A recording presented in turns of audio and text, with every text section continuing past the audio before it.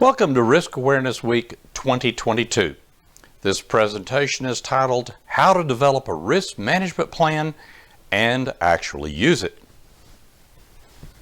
My name is Mark Powell and I'll be presenting to you today. I'm a consultant with Atwater Consulting. Our primary services at Atwater Consulting are in project management, systems engineering, risk management, and decision making. As Alex Sidorenko will tell you, Alex is the progenitor and the organizer for all the risk awareness weeks that have happened. Risk management is all about making good decisions. And of course, that folds into project management, systems engineering, and risk management as well. Our service arenas are commercial, defense, energy, environmental, medical, and space. Commercial covers a wide span of different commercial entities, A&I firms, A&E firms, wind farms, beer manufacturers, a wide variety of things, including the big four consulting firms. In defense, we're talking about the DOD, MOD, and IDF, and all of their contractors. Energy, clearly oil and gas, Department of Energy, and their contractors as well. Environmental, primarily DOE and EPA and their contractors. Medical has primarily been working with some hospitals, doing systems engineering for some hospitals, and some risk assessment, risk management, and specifically for medical devices. Risk management is extremely important for medical devices, especially if you want to get FDA approval. And we've been working in space and aerospace for numbers of years, everything from Apollo all the way through to the Constellation program. I began working personally in risk and risk management in the mid-1970s. In fact, if memory serves me correctly, it was 1976 when I developed my very first risk matrix from scratch. And that was using a lot of critical thinking, a lot of math, and a lot of statistics. That was the way I was taught to develop risk matrices. I didn't know they could be developed any other way until later. And of course, for Risk Awareness Week 2020, I did a presentation on how to develop a risk matrix from scratch. I'll talk about that in a little bit more. I served the International Council on Systems Engineering as the Risk Management Working Group Chair for a number of years, and then subsequently served them as a director on the Technical Operations Committee, overseeing the Risk Management Working Group and a number of other technical risk management other technical working groups. I've authored many technical papers. They all involve risk management, and decision making. Now, one of my claims to fame, and if you want to say actually a hallmark of my career, has been that I have worked on problems that seem to be impossible to people. Impossible problems. I've solved these problems in every single time I've been challenged with them. It's just a case of people have completely given up. And many of these technical papers, or I'll say a few actually, are posted on the Atwater Consulting website. They all involve risk management, and decision making. And most of these impossible problems that we're talking about have lain fallow because people gave up on them. They laid fallow for perhaps anywhere from six months to 2 years. Yet after we developed some quantitative risk assessments to help with the decisions were made very quickly and very comfortably, and started saving a lot of money. In several cases, we actually established the state-of-the-art for solving a number of these problems. As I say, there's a sampling of these papers published on the Atwater Consulting website. I recommend that you look at them. They are very detailed articles, such that they can be reproduced, and every single one of them has been reproduced multiple times. The results have been reproduced, which is very comforting. Another hallmark of my career and just my raison d'etre is that I get inspired by sharing the knowledge that I have and sharing how to do the things that I do. As a result, I've taught numerous formal courses at a variety of universities. These courses have primarily been graduate level courses. I've taught a number of undergraduate courses in engineering also. Universities have included Stephen Institute of Technology, the University of Houston, the University of Idaho, and the University of Texas at Austin. Most of the time my capacity was as an adjunct faculty member, but I've done 2 stints as full-time faculty. I'm not your classic academic. I've done tons of seminars, tutorials, and workshops on risk management and risk management related topics for a variety of companies. For companies, I typically tailor those very, very carefully, specifically for those companies. And I've done a number of very, very general seminars, tutorials, and workshops for a variety of professional societies, obviously for NCOSE. In fact, for NCOSE and their international symposia, their annual international symposia, I've done more tutorials for NCOSE than any other provider. It seems like every time I submit a proposal for a tutorial for one of the NCOSE annual international symposia, they accept it. I've also done tutorials, workshops, and seminars for PMI, IEEE, AIAA, for example. So I share. I really get inspired by sharing this. Hopefully you'll see my enthusiasm in this presentation for sharing with you what I've learned about how to develop a risk management plan. As I mentioned earlier, Alex Sidorenko invited me to speak for the very first Risk Awareness Week in 2019. The topic at that time was the state of the art for quantitative risk assessment. In fact, it took 3 presentations, each a little over an hour, to cover that topic. It's a complex topic. I'd recommend that you look at those presentations, and if you are viewing this presentation, you have access to those as well. Because I'll really get in depth into the concepts. If we don't understand the basic concepts, the rest of it, none of it's going to make sense. Then we go through the math and the statistics that are involved, and also some of the coding that's necessary.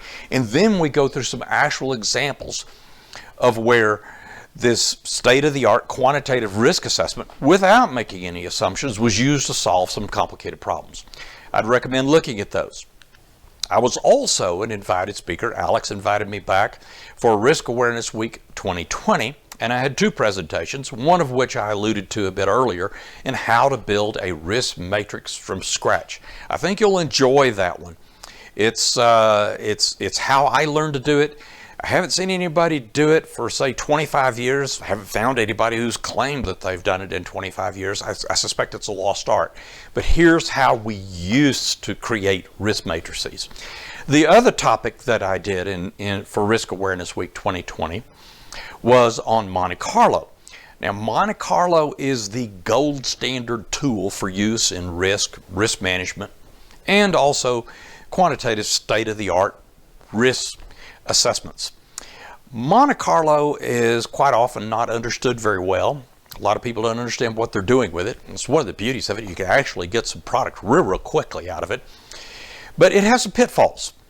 And strangely enough, I have observed over the years that many of the Monte-Carlo tool developers seem to be oblivious of some of these pitfalls.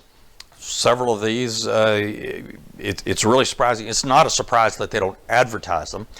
But in that presentation, I go through those pitfalls, make you aware of them. If you're aware of a pitfall, you could avoid it.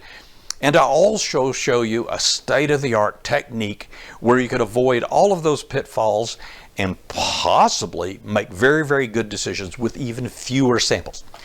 The classic advice is that more samples is always better. That's not always the case. I show that, demonstrate that in that presentation as well.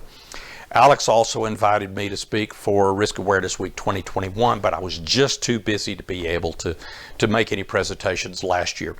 This year I also have a second presentation on how to use risk management metrics to prove that you are saving the project's bacon, which I think is really, really important. To set the stage for this presentation, we want to talk about well-managed projects. And well-managed projects succeed. Now, how do you define project success? Well, first off, the end user, the person for whom the project is being done for, can accomplish their mission. In other words, it meets its technical requirements. Secondly, you could do this within budget, and thirdly, within schedule. So that's how we define project success. Now, of course, the schedule and the budget and the technical requirements always evolve with every project. But the point is, as they evolve, if you come to the end of it and the customer can successfully accomplish their mission with whatever you develop, and you've done it within budget and within schedule, you have succeeded. And well-managed projects succeed. It turns out that it requires a lot of good planning. And then you have to execute in accordance with that planning for a well-managed project. Now, of course, the problem space for every project always evolves. And as such, the plans have to evolve, and you've got to update them. Plans are never cast in concrete. I've seen some projects where they have a 500-page project management plan, and that's the only plan that they have for the project. It gets put on the shelf somewhere, and nobody ever reads it, nobody uses it, and nobody executes in accordance with it. And certainly, they never update it. On a well-managed project, you may have 50 or more management plans. And another hallmark of my career is that I've been put in situations where I've been assigned to work on doomed projects. I say doomed projects. They're projects where a company has given up on them and presumed that they were doomed. And in all cases, with good management techniques and good risk management, I may add, I've been able to make those a success. So I've rescued many doomed projects. To give you an example, before I retired and went into consulting, the last project on which I worked, I was assigned as the chief systems engineer. I'll talk about system engineering and what that chief system engineering role is in a minute. But I was also the de facto project manager because our project manager was a figurehead. So I had to do that. On that project, we had 43 different management plans. None of those management plans were over 50 pages. I'll talk about that later. This project was a project that was a do-over of another project that had failed. In fact, that original project had been budgeted at $554 million. It had 19 years to complete. After 4 years in spending all but $182 million, the contractor defaulted on the project. So we still had all the same technical requirements, but only had 15 years of schedule left. And all we had money was $182 million. Everybody believed that project was going to be a failure. Now, I will tell you that this particular project, we came in a couple of years ahead of schedule. So in that regard, we were successful. And as you might imagine, we came in a little under budget. In fact, instead of $182 million, we came in at $34 million. Yes, that's right, $148 million under budget. And of course, the project went through execution and they completed it successfully, meeting all of the technical requirements. And that was a rescue of a doomed project. Everybody had considered it doomed. So those are the three hallmarks of my career: rescuing doomed, solving impossible problems, and being inspired by sharing how to do all of it. But we had 43 different management plans on that project. Now, big majority of the reason why that project succeeded was because we used systems engineering and good risk management. I'll talk about that a little more. It turns out that on any project, any well-managed project, the project's risk management plan is one of its most important. The only ones that are more important than that are the systems engineering management plan, technical management plan, the project controls management plan, possibly the project management plan. Risk management plan is every bit as important as the configuration management plan as well, but it's a very, very important management plan. But how do you develop a risk management plan? Quite often when I work in risk management and do mentorship for risk managers, they don't know how to build a risk management plan. Well, it turns out all management plans are basically developed the same way. But we'll focus in this presentation specifically on how to develop a risk management plan. As an aside, you've probably noticed I've used lowercase r and lowercase rm for risk management, and uppercase R for risk and uppercase RM for risk management. There's a reason why I do this. And let's first talk about what I call, since it's lowercase, little rm risk management. Let's start. I want to make a distinction here because a lot of people confound the two and get themselves in trouble. First off, little rm risk management is something we do every day in our lives. We make thousands of decisions every day in our lives, and we have to do a risk assessment. We quite frankly do these unconsciously or subconsciously. Like, for example, if you're worried about taking an umbrella to work, you have to do a risk assessment as to whether or not your clothes are going to get wet. You take the available data, listen to the weatherman, see what the weather report is, peek your head outside and see what it looks like. And of course, depending on what clothes you're wearing that day, if you're wearing jeans and a t-shirt, it's not a problem. But if you're wearing nice dress clothes and dress shoes, you may want that umbrella for sure. So you assess all these things, figure out, taking the umbrella, not taking the umbrella, which alternative minimizes the risk of you getting wet. We do this all the time. Likewise, if you're driving and you come to a yellow light, the signal turns to yellow. You look around, see what the traffic looks like, to see if there's cops around, and you make a decision whether to step on the gas or step on the brake. Many decisions we make every day of our lives, we do this. This is risk management, little r risk management. It's the basis behind every decision we make, including all the decisions we make at work and our jobs. And it turns out it is behind the vast majority of the management work on any project. The vast majority of the management work on any project is to minimize the risk of the project failing. We'll talk about this more. Now, big RM risk management is something different. Big RM risk management is about the formal organization and the formal activities for all those little r risks that aren't covered by some other management plan. We'll talk about that in a minute as well. Clearly, big RM risk management, you're talking about the formal, on any project, the formal organization, they exercise little rm risk management. And it turns out that there are more than 50 standards. I've read personally at least 50 standards for big RM risk management. All those standards are not about little RM risk management, they're about big RM. They are for the formal organization on a project that is doing big RM risk management. So there are a lot of standards we have different risk management standards for different industries, different arenas. Some are just very generic, like a few ISO standards.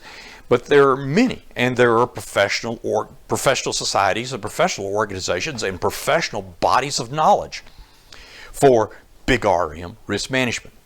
So I want to make that distinction because we write a risk management plan for big RM risk management. Clearly, we're not going to write a risk management plan for whether to take an umbrella to work or not, or whether to hit the gas or hit the brake pedal when we encounter a yellow light at an intersection.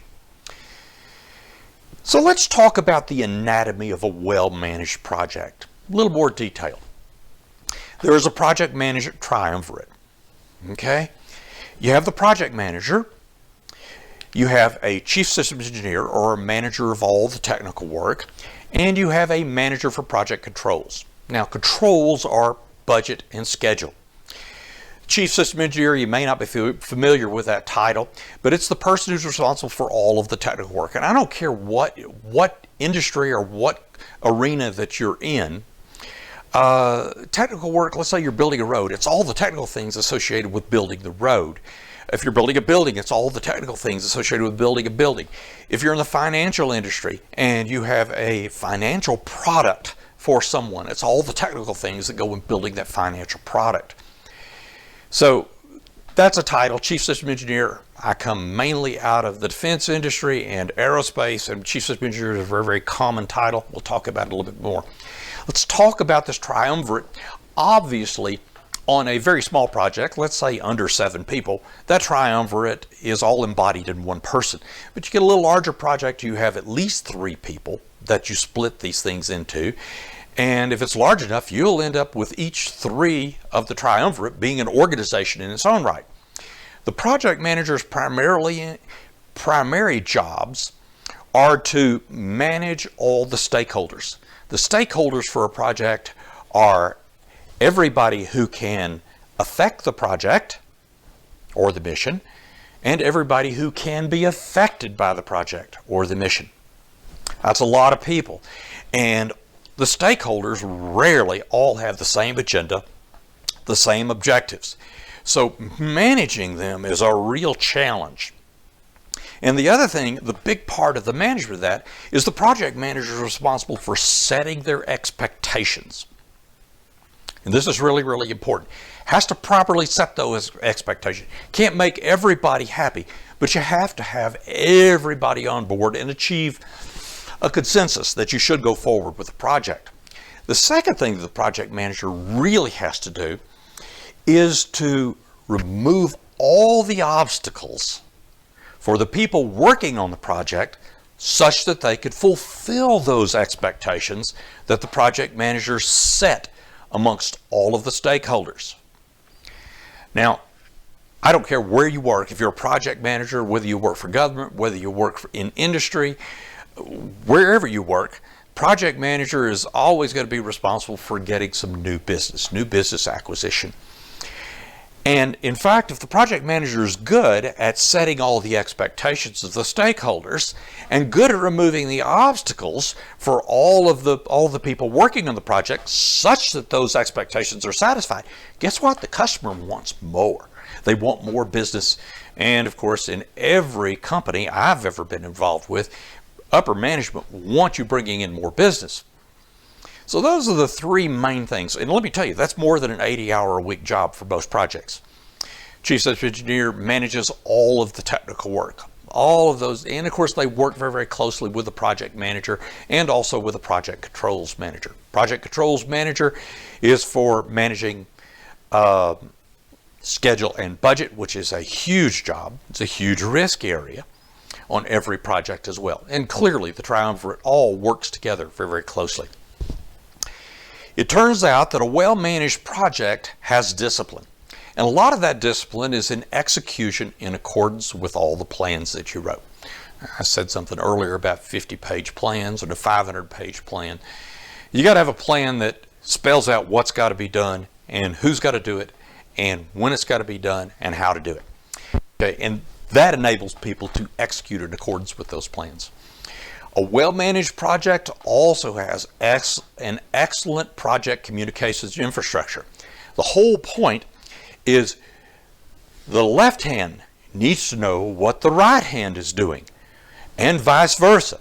The whole idea is to keep everybody aware of the big picture and where they fit in the big, and it takes a good project communications infrastructure to do that. Because if everybody knows where they fit in, nobody goes off on a rabbit trail working on something that's not in the problem space. Nobody goes off on a rabbit trail working on something that's not in the solution space. You don't waste that money, you don't waste that time. And you accomplish that via a good project communications infrastructure. A well-managed project has excellent project records. The whole idea is you may have to do this again. If you do a good job, the customer is going to want it to be done again. If you do a phenomenal job building a big section of interstate, for example, interstate highway, the Department of Transportation may want you to build another one because you did so well. You came in ahead of schedule, within budget, and the highway was opened. You want to be able to reproduce that. You can only do that with good project records. A well-managed project also uses a good project management tool. Now, I'm not talking about a project controls tool. You know, project controls tools are for schedule and budget. And the two that just come to mind off the top of my head, there's probably hundreds of them. Primavera is one I remember I've seen in the past. Microsoft Project is another one. Those are schedule and budget tools. And they're great, but we're not talking about project controls tools. We're talking about a project management tool. A lot of times these project management tools, they're all based on a database and a database engine. And a lot of times they are sold as systems engineering tools. We're talking about things like Core, Slate, RDD 100, Doors is another one, Cradle is another one. There's a whole lot of them. They're absolutely amazing, and they can actually help you do things so much faster. They help you collect your project records, they provide your communications infrastructure, they help you execute in accordance with your plans. But these project management tools, I grew up, my first project management job was in the 1970s. There were no computers. There were no project management tools. I had to learn how to do these things with no computers. We did them all with paper and a lot of processes. The project management tools are absolutely phenomenal. And I could tell you, that project where we came in 148 million under budget, we used RDD 100. Our plans were in that tool. Everything else was in that tool. And most things that we had to do were one button pushes, which was wonderful. And they are incredibly powerful, easy to use. A good chief system engineer and a project manager can develop a schema and make these tools very, very effective. Of course, you have to have a project manager who understands how to do their job, chief system engineer, or a manager of the technical work that understands how to do their job and do the management job as well. Also, you'll see that well-managed projects execute both little RM risk management and big RM risk management extremely well. Well, that kind of is obvious. You don't have any big surprises in a well-managed project. So one could immediately imply that big RM risk management worked. The risk management metrics talk will talk about that and how you could prove that. It's a good question. Maybe the project just got lucky. Maybe not. Maybe it was risk management saving their bacon. Let's talk about what all management plans have in common. I alluded to this just a little bit earlier. First off, they provide a path to get from A to B.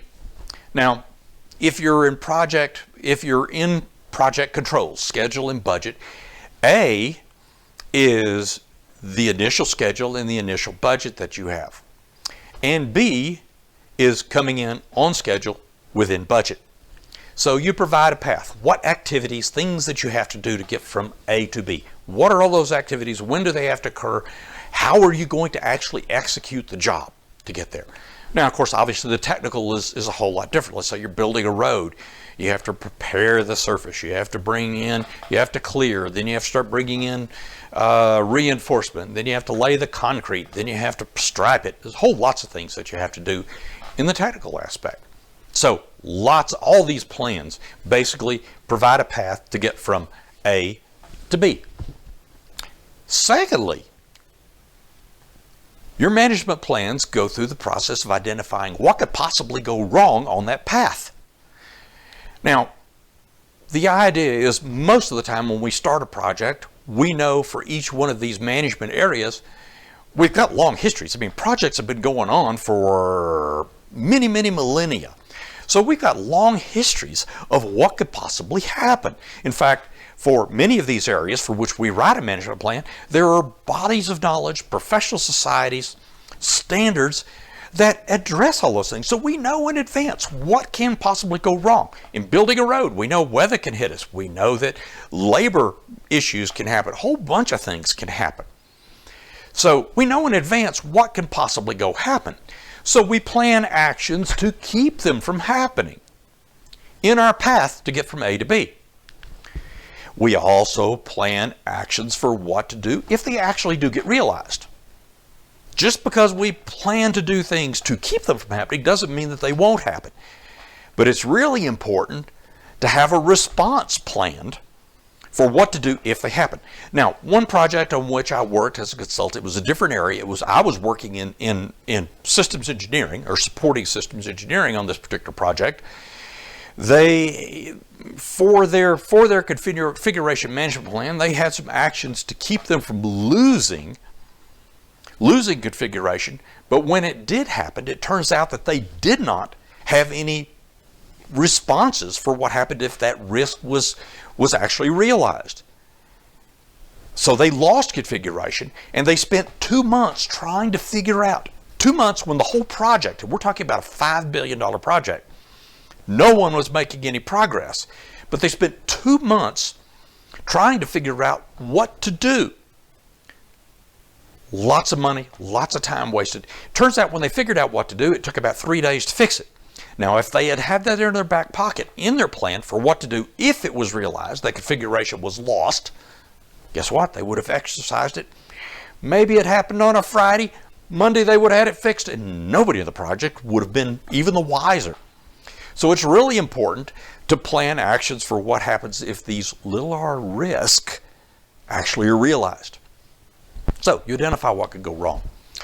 You also have to identify what could go better than planned. Now this is really important because you might be able to get ahead, you might be able to do things better. So you plan actions to make these things actually happen because you want these things to happen. You want to have better technical performance. You want to get up ahead on schedule. You want to get under budget if at all possible. So you plan actions to make those things happen. Likewise, you have to plan actions for what to do if they actually do happen. Now, I had a manufacturing company. It was we manufactured consumer electronic products, small company, back in the 80s. And I learned this lesson the hard way. You definitely have to plan for what happens if the good things actually do happen, because sometimes the consequences are not necessarily good. For this particular company, I had to turn from having multiple subcontractors to go to a full turnkey contractor to produce these products for me. And I was going to I wrote an RFQ, put a package together, had a number of contractors I was submitting the RFQ, request for quotation to. And most of my experience in project management at that point had all been with government contracts.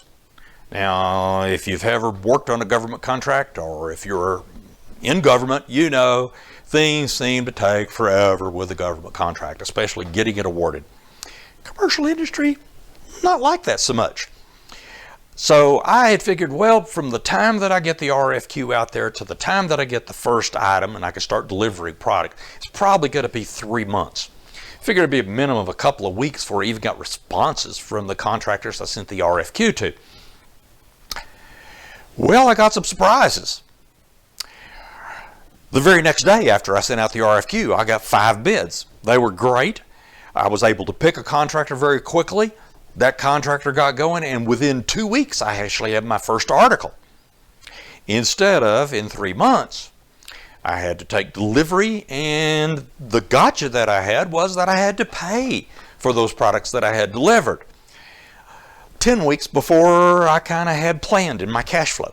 So you have to plan actions for what to do if the good things actually do happen. So both of those things, that was a lesson I learned the hard way. And of course, you've got to plan, you've got to discuss how to communicate status of all these, because you want everybody on the project, or everybody that's important in the management chains at least, to understand what's going on your project, that everything is in control, or you have some variances that need management attention. You have to communicate status of it all. Now, as you might imagine, just a whole lot of that is little RM risk management. You have risk identification, you have risk mitigation, and you have problem response. A problem is a risk that got realized. It's no longer a risk at that point if it's realized. That's all little RM risk management. Every management plan is mostly doing little RM risk management. Okay? All management plans are little RM risk management plans. Now you can see where we're going, because we're going to be talking about big RM risk management plans. And I just want to abstract for you the highest level of abstraction of any management plan. First, you've got to make a whole bunch of decisions. Decisions on what to do and how you're going to get the job done. You got to make all those decisions. You know what the job is for your particular area for that management plan. Next, you've got to write it all down. If you first off, if you write it down, you remember it. That's one of my maxims in a lot of my courses. If you write it down, you remember it. And of course, if you write down what people have to do to get the job done, people will follow those instructions. It's amazing. You have to be prepared to adapt the plan as the project evolves. On every project I've ever seen, the problem space evolves, therefore the solution space evolves, and therefore the plan has to evolve. You got to be prepared for that. Dwight Eisenhower was the general of the armies during World War II. Dwight Eisenhower was not a combat general. He was known as a planning general. And he's basically considered to be the responsible person for the victory of Europe in World War II. And he has a saying that I love. The first casualty of battle is the battle plan. That's what we're talking about. We talk about problem, project evolution. Your management plans are not cast in concrete. They can't be. And they can't just go on the shelf. Now we're going to talk about big RM risk management plan decisions. As I just alluded to, what it boils down to, you have to, in any management plan, you have to make a lot of decisions, and you got to write them down. So I'm going to go through some examples of the decisions. Now, we've got a lot of guidance from a whole lot of standards, a lot of bodies of knowledge, to which I'm going to refer you. The risk management, big RM risk management organization to be used, you've got to decide how you're going to organize risk management, big RM risk management. There's going to have to be some decisions about the budget allocation for performance of big RM risk management. Now, it turns out most of the budget that's going to be sent, 95 to 99%, is going to be spent on risk analysis and risk assessment. We'll talk about those in a minute as well. But otherwise, most of big RM risk management is not spent on that. You've got to decide what procedures you're going to use in big RM risk management. For example, what to do when a big R risk is identified. Now, bear in mind, that's one of those risks that hasn't been addressed in any of your management plans, any of the other management plans, and taken care of. It's got to be something new. And a well-managed project has a culture where the messenger is not shot when they bring something up, even if it's completely covered in one of the other management plans. You want everybody to be looking out for the project, and you have a culture. I've seen projects, I'm sure you've seen projects where the messenger gets shot. You have to decide on how a risk is going to be analyzed. In other words, what we're looking for in big R risk analysis is to establish what could cause this to happen and what is it sensitive to. Okay? Secondly, we have to establish what would be for that particular risk an acceptable or an unacceptable risk level. Now, I'm going to refer you back to the presentation in Risk Awareness Week 2020 presentation on how to build a risk matrix, because we talk about risk levels, risk factor levels, a whole lot, and I'll talk about that just a little bit, but I'd refer back to that if you really want to understand what a risk level is. You also need to decide the procedures for how a big R risk is going to be assessed. Now, when we assess a risk, we use a statistical process, or maybe you're just doing it purely qualitatively, a statistical process to assess how sure we can be that what's going to be realized is acceptable, or the outcome is going to be acceptable or unacceptable. So we have to establish how sure we're going to be that the risk will be acceptable, or the outcome will be acceptable or unacceptable. And you have to determine how that's going to be done. We have to develop the procedure for how we're going to develop a risk mitigation plan and how it's going to be executed. Okay? A risk mitigation plan, big RM risk management organizations quite often build those plans, but those plans are for a mini project within the project to take actions to prevent something from happening or to cause something to happen. So it's a separate project. We also need to develop procedures for how risk management performance is going to be measured. Now, this goes back to my other talk on risk management metrics, how the performance is going to be measured, tracked, and controlled. And of course, there's the old saying, you can't manage something unless you can measure it. However, the corollary is that if you measure it, by golly, you can manage it. You have to develop procedures. You have to establish procedures for how the risk management plan is going to evolve, how frequently you're going to do it, etc. So we'll talk about all of these. And finally, how big REM risk management performance is going to be communicated. Everybody needs to know where you are and where your status is on your project. These are some categories, and we're going to go into these in a little bit more detail. Some organization decision examples. As I say, I want you to refer back to your standards. I want you to refer back to just general business organizations, for example, and a number of other things. But specifically for a big REM risk management organization, you need to decide who's going to do what process. Is it going to be somebody in the big RM risk management organization or somebody outside? If they're outside that organization, yeah, there's going to be some active management that has to take place. You're going to have to interface with other managers. Is it going to be within the organization or outside? What's the process for obtaining assistance in analyzing and assessing risk?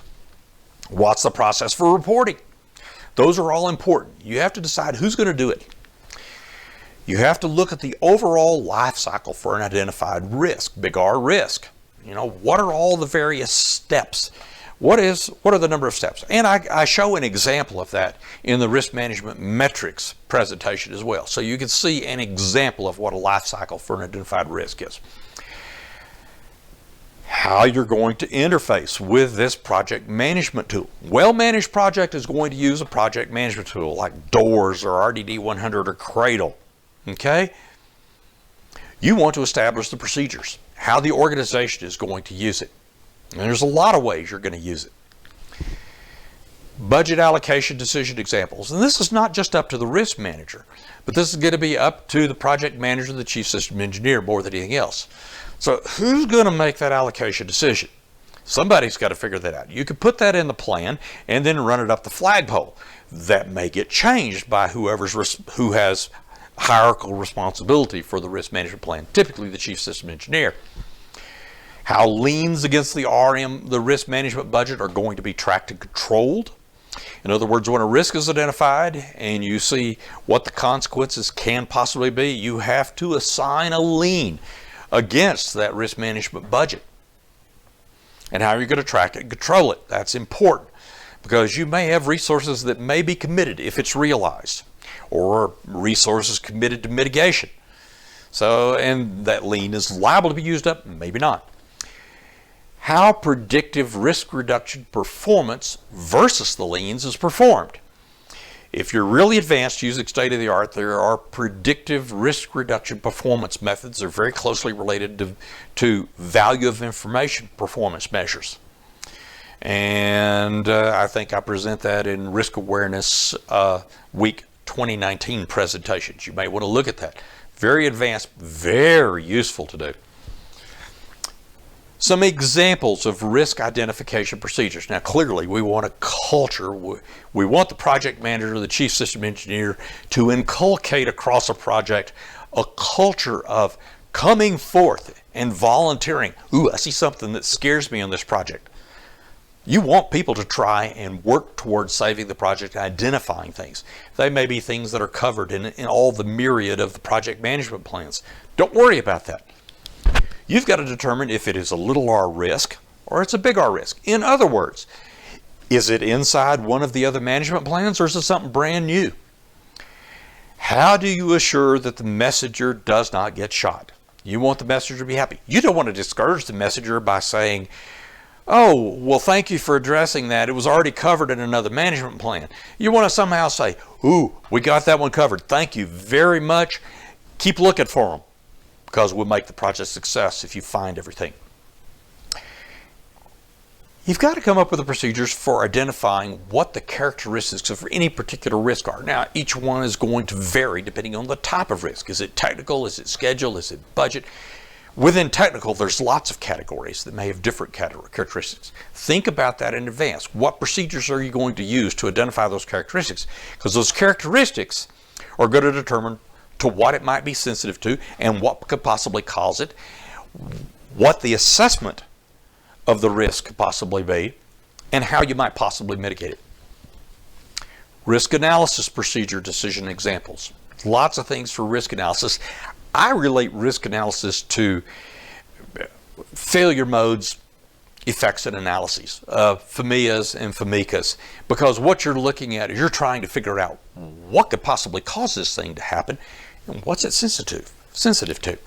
So you identify what the analysis objectives are. It's going to depend on each individual big R risk. But you have to have a process for how you're going to go about doing that. If you have a process defined, set of steps to follow, the people working on it can address those things. There are many, many techniques out there. FMEAs and FMECAs are well documented. They work very well. How long you want a risk analysis, big R risk analysis to take. Clearly, you don't want that step to take very long. A little bit of schedule pressure in these analyses can really make people a lot more effective. Risk level setting procedure decision examples. Now, here again, I'm going to recommend you to look at that how to build a risk matrix from scratch from Risk Awareness Week 2020, because we really talk about the risk levels. One of the things related to that is you're going to have to determine what consequent unit is going to be used for a particular risk. Now, there may be multiple types of consequences with different units, and you may have to transform them in. So you're going to have to decide what are the procedures to develop what that consequence unit for that specific risk, maybe transforming a whole bunch of other units into that particular consequence unit so you could actually measure it. What risk factor formula will be used? Here again, the risk factor formula, a lot of people consider the P times C or P times I to be a definition of risk. It's not. It's a definition of a risk factor formula. And you have to determine, there's a whole bunch of different formulas. And of course, we cover that real carefully in that risk management, or real comprehensively in that risk management, Risk Awareness Week 2020 presentation, how to build a risk matrix from scratch. You have to determine, you have to set up the procedures for who determines what risk factor formula values are acceptable and unacceptable. Somebody's going to have responsibility for doing that. Some people are real conservative, some people are risk tolerant. But you have to figure out who's going to determine what that is. Knowing who that is will save tons of time. And it may be just somebody, a particular class of person that you assign it to. Risk assessment procedure decision examples. Now, I'm going to refer you back to the 2019 Risk Awareness Week for state-of-the-art quantitative risk assessment. That's the best way to do it. But sometimes you're going to decide whether, in a lot of cases, you may choose to use a qualitative. Qualitative means you use a lot of guesses. And that may be sufficient for a lot of the types of risks that you have. So you have to develop the procedure to determine, are you going to use guesses or are you going to use a quantitative assessment? How are you going to acquire data? What are the steps? Who do you have to get the data from? How do you identify who to get the data from, etc., in order to be able to do a quantitative or even a qualitative assessment for that matter? What statistical approaches are you going to use? Here again, I'm going to refer you back to the 2019 Risk Awareness Week presentations. How you plan to use sensitivity analyses for this risk assessment. The use of value of information analyses for acquiring additional data. This is where we look at bang for the buck. For the money you spend, how much risk reduction or additional assurance can you get from acquiring additional data? That helps you make that decision whether you need to get more data or not. What are the procedures? How do you choose to use a value of information analysis? Those are some procedures that you want to establish. Those are some examples. These are just some examples. There may be a whole lot more that you'll find in a lot of your standards and a lot of your bodies of knowledge. Risk mitigation plan procedure examples. Now, typically the big RM risk management organization is going to develop the plan for a risk mitigation and propose it. What are the triggers? How do you decide whether you're going to develop a mitigation plan or not? Okay. Identifying what those triggers are will keep you from sitting around and trying to develop a committee decision. Okay. What are your approaches to developing a risk mitigation plan? As I mentioned, a risk mitigation is basically another little mini project within a project, so you got to have somebody as the big RM risk manager who understands project management in general. You have to develop the procedures for how you're going to present this to management to get them to do what's necessary so they can understand and make a quick and comfortable decision. Are you going to use, what are the procedures you're going to use for a predictive risk reduction performance analysis based on the mitigation plan? Here's this again, predictive risk reduction performance analyses are a very advanced state-of-the-art technique that you can use to assess whether to actually use a mitigation plan. Clearly, if the mitigation is only going to reduce the risk, you spend a whole lot of money. This is bang for the buck for risk reduction that you're calculating on a predictive basis. If it's not going to reduce the risk very much, you may not want to spend the money. But you want a set of procedures for whether or not to use one of these and how you would also go about doing it. Risk management metrics examples. I'd see the other presentation in Risk Awareness Week 2020. Oops, no, that's this year, 2022 on risk management metrics. That's a typo in my presentation. Sorry about that, folks. Selection of metrics to be used. What metrics would you use? How are you going to go about? What are the procedures for actually reporting those measures? Are you going to use density strips? Or are you going to use, there's a whole series of plots that you may use depending on the metrics. What are the actions that you plan? What are the procedures for actions in response to variances for those metrics? Just like any other plan. Any other plan you've got, like earned value management for schedule and budget, you have planned responses when the variances get above or below a certain level. And you've planned that. You have to decide what those procedures, etc., are. And how you're going to communicate them. This again, reporting goes back to what kind of plots, things are you going to use to communicate those various metrics. Now, big RM plan evolution procedure decision examples. Clearly, you want to plan in your plan, what are the triggers for changing the plan?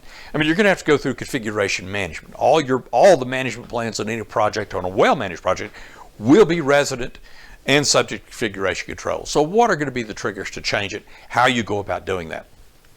What's going to be the configuration management interface? How are you going to communicate those plan changes to everybody working in risk management? That's really important. Here again, it's a push. And the whole idea is to keep everybody on top of what's going on in the project. Risk management, big RM risk management, performance, communications, decisions. You've got to make some decisions on that. Procedures, your frequency of reporting and whatever maybe an ad hoc reporting trigger would be, you've got to make those decisions. Decisions on your presentation formats, whether you get a risk matrices, density strips, a whole lot of other things. The metrics presentation formats, you need to make those decisions. Mitigation effectiveness formats. Also, those are a big set of examples of the types of decisions you need to make in big RM planning. Okay? Let me give you some heuristics from the past 50 years for me for big RM planning and execution. One, I've mentioned this one before you. Any management plan, not just a risk management plan, big RM risk management plan, any plan over 50 pages is never going to be used. The inverse corollary to that is if you have a plan of 50 pages and it is not addressing philosophy, but it is addressing how to do the job, it will be used. People love to be told how to do their job instead of having to sit down and figure out how to do their job. I've had hundreds of people on projects carry around a system engineering management plan, for example, as a Bible for how to do their jobs. Trust me, it will happen. Effective use of the integrated project management tool greatly enhances the performance of big RM risk management. I've seen this happen, and I've seen risk management become kind of almost an afterthought on a project. Big RM risk management. Now, those of you who want to make risk management a real big deal, it is a big deal on every project, but the point is it doesn't necessarily have to take a lot of money or a lot of time. Big R risks are never closed unless they've been realized or become overcome by events, i.e. can no longer be realized. A real good example of this, I worked on the shuttle program a lot and did a lot of risk assessment and risk analysis. On every shuttle mission, about 25% of the total risk of failure of the mission was comprised in the launch portion of the mission. Now, of course, once the space shuttle reached orbit, once it reaches orbit or launch, that portion of the mission is gone. None of the launch vehicles are attached anymore, and it is overcome by events. It can no longer be realized. All those things, the booster exploding, any of the other things. I mean, the Challenger disaster was an example of that risk actually being realized during the launch phase. Every other shuttle mission, those risks were never ever realized. They became OBE. So anyway, that's an example. But beware, risks are never closed unless they've been realized. That said, it might sound like there are a whole lot of risk. But if there's ever more than 12 active big R risk, not little r risk, because all the little r risks are all covered in all those myriad management plans, it's a warning sign, regardless of the project size. That project I mentioned to you, where we had a $182 million budget and 15 years for, we never had more than 12 active big R risks. Okay? Most of them became OBE long before the total count could get up to 12. Now, I have worked with people and talked with people who are working on projects where there are, one guy I know had somewhere between 500 and 5,000 risks in his risk register or risk management. He had used an Excel risk register rather than a database, which is, in my opinion, kind of a stupid application, but still. Regardless, the point is, I told him, I said, you never should have more than 12 active risks. Well, this was not a well-managed project. In fact, it was a government-managed project. And what they did is they threw all of the little r risk, all those things that they know before the project ever starts, that can be a problem. They didn't write the management plans. They threw them all in big RM risk management. Now, in my opinion, that's a total abdication of management responsibility.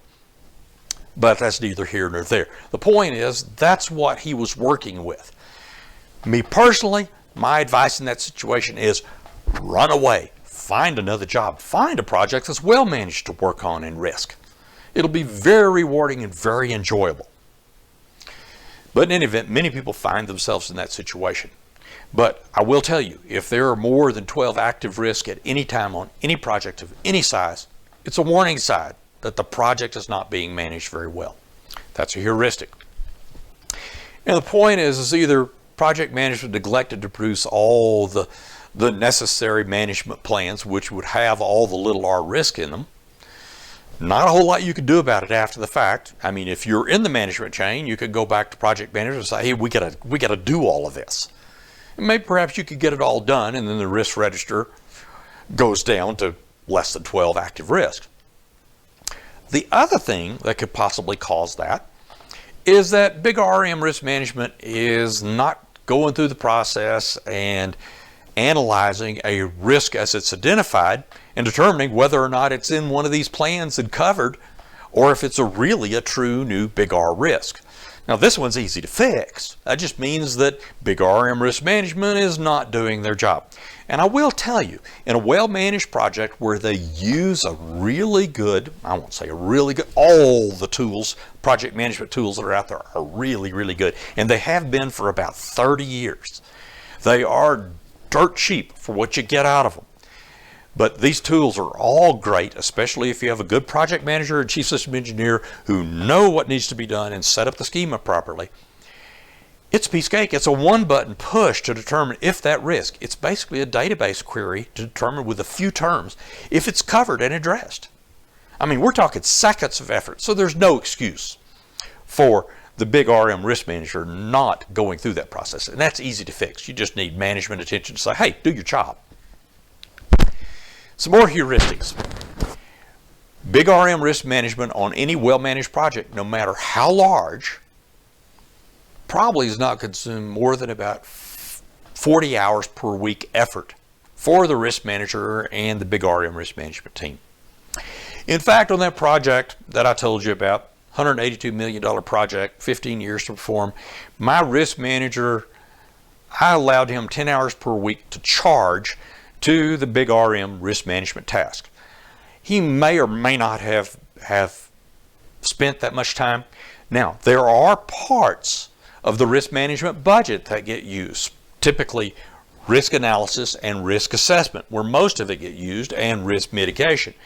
But that's not part of the big RM risk management team. Risk mitigation is going to be a whole little mini project on the project, and you'll have somebody else responsible for it. They'll obviously have to report under the auspices of the risk manager, but the risk management team's not going to be doing very much other than taking the reports and overseeing it.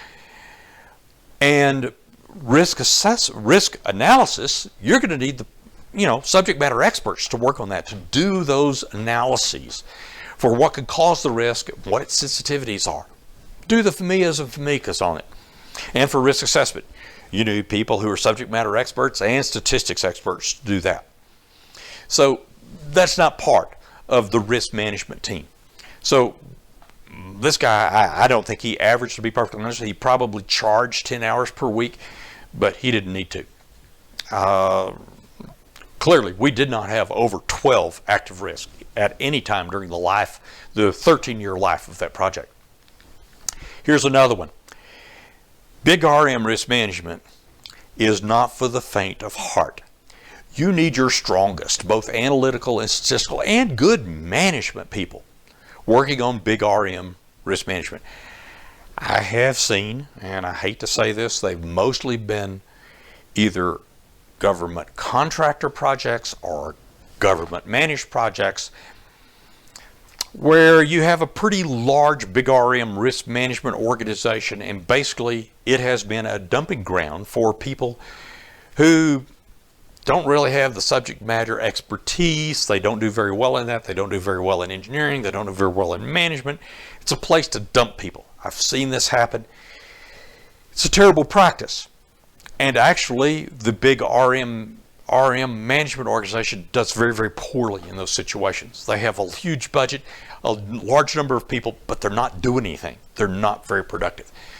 But mostly I've seen those on government managed contracts, government managed projects, and on a lot of government contracts, because the contractors can get away with it with a government customer. You need strong people working on big RM risk management. If you don't have strong people, it's not going to be performed very well. Those are my heuristics for you on risk management planning and execution. Conclusions: you can't have a well-managed project without a good risk management plan. Clearly, if you have a good risk management plan, that contributes to a well-managed project. Good big RM risk management planning enables good measurable risk management execution. Okay? Look at the risk management metrics presentation. Good big RM risk management execution enables project success, which is what we want. So here's my contact information. You can send questions directly to me if you want, but it'd be better for you to post your questions on the Risk Awareness Week 2022 site. I believe Alex has places where for this presentation you can post questions, and I'll try to address them. There's the Atwater Consulting website where there's just tons of resources there, old presentations, tons of presentations, tutorials, seminars, and of course you can contact me directly if you have any questions that you don't want to ask directly online. So I thank you very much for your participation, and I hope this has been of value and you'll be able to develop an excellent big R risk management plan. Thank you.